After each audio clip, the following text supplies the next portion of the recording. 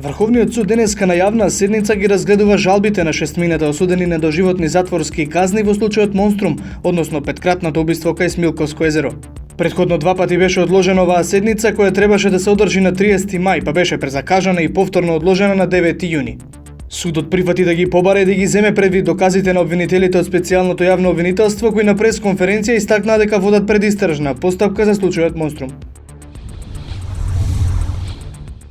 На 3 месеци пред парламентарните избори во Германија, Ангела Меркел одлучи да го отвори патот за легализација на хомосексуални бракови.